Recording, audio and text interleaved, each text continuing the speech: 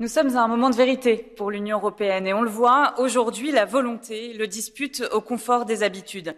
Nous décidons cette semaine de si la promesse qui était la nôtre, celle du Green Deal, celle de sauver le climat, sera tenue ou non. Et où en sommes-nous ? La sécheresse, les inondations, les tempêtes, des températures qui portent atteinte à des vies humaines et font tomber des oiseaux du ciel, et ici, dans l'Union européenne, des États membres qui brillent par leur absence, je pense notamment à la présidence française, et un Parlement européen dont la main tremble, à l'heure où il faut voter des politiques concrètes, ambitieuses, qui tournent définitivement le dos au productivisme et aux énergies fossiles. Alors je vous le demande, chers collègues, comment comptez-vous être jugés ? Par les générations futures, évidemment, mais déjà par les présentes, et surtout par les Européennes et les Européens.